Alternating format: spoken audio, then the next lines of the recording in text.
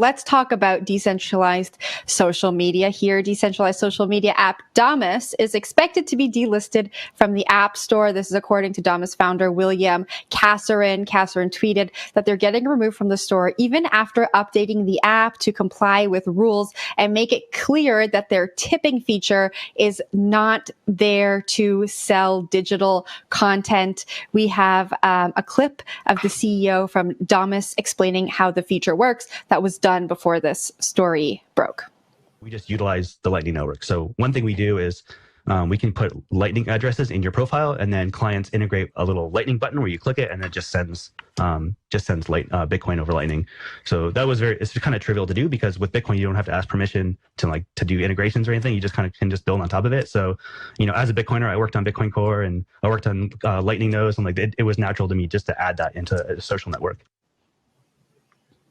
All right, a little bit of back and forth here between Damus and Apple. It seems like the Apple versus Web3 saga is continuing through this story. Zach, what do you make of Damus potentially getting delisted? Yeah, Apple is a huge gatekeeper here, and they're no friend of crypto. They are, I think, cautious of, promoting outright scams and things that can hurt their users, but they're extremely cautious at the expense of projects that seek to do good and find ways to transfer money around the world that doesn't really rely on some of the intermediaries that can be trusted, etc. So yeah, Apple remains sort of that 800-pound gorilla in the room for a lot of apps seeking to get user traction, right? You want to be fish where the fish are. You want to make sure that your app is in front of people in the biggest app storefront in the world. And yet for a lot of these ones that touch crypto, they're not able to do that because it doesn't comport with Apple's rules. So I think Bitcoiners may not be ideologically aligned with this particular project, but when you hear Solana talk about its visions for making a phone that does an end run around the Apple App Store, in which, according to Solana's founders, crypto isn't treated as a second-class citizen, stories like this start to really put meat on the bones of why that's a compelling pitch. Because not only are they outright banning certain apps that touch crypto, there is that 30% cut that they take for sales, say through an NFT purchase that was facilitated by an app. So there's sort of, I think, increasingly compelling argument for why some of these alternative systems probably should be created at the hardware level. But this is, I think, again, a continuation of a trend where Apple is sort of not the most friendly gatekeeper when it comes to some of these crypto-powered apps. But hey, such is the way of Tim Apple. Tim Apple. Yeah. Tim Apple.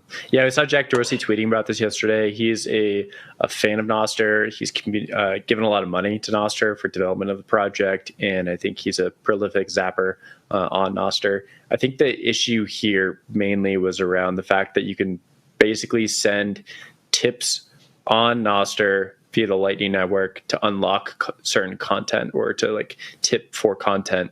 And there's a dispute between Apple, who said that this was basically a hidden cost within the App Store that they needed to receive money for, and then Nostr itself, which was saying, no, this is not some sort of extra payment program within it. This is literally just a tipping feature, which Twitter had at one time as well, right?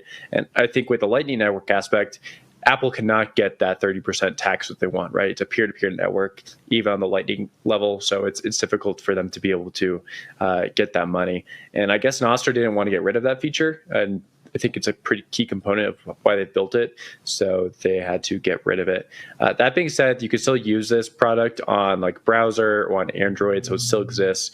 I am interested to see how this survives over the long run. There's a lot of different Web3 products or just even Bitcoin products that are trying to be the next social movement away from Twitter. And normally they've been relegated to the dustbin.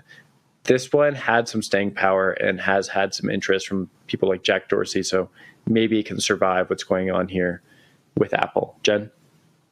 Apparently Damus, so the app we're talking, just in case anyone's confused, the app we're talking about that runs on Nostr, they went back and they created an update to submit that would allegedly comply with these rules that Apple sent them. And it made it very clear that the tip was just for the creator, not for paying for digital content, and their argument now is that they've fixed that, but they're still getting deplatformed. I think that I don't know what's going on between the two of them. We can only say what is in the documentation and what both Apple and Damus is saying. But I think at the end of the day, Apple also wants to protect their business model, right? And any threat to that, they have the power to say, like, actually, you can't operate in our store, and they have every right to do that because they are a private business. But I know we only have 30 seconds here. I watched the BlackBerry movie the other day, and I have such a broad, crazy question. But could a decentralized solution deplatform Apple the way that they just kind of blew BlackBerry out of the water? 20 seconds. What do you guys think? Perhaps. Well, we all know that Canada really took the L on BlackBerry. We really took the L. We were winning Waterloo. for a long time, and then it just all 5 seconds went to crap.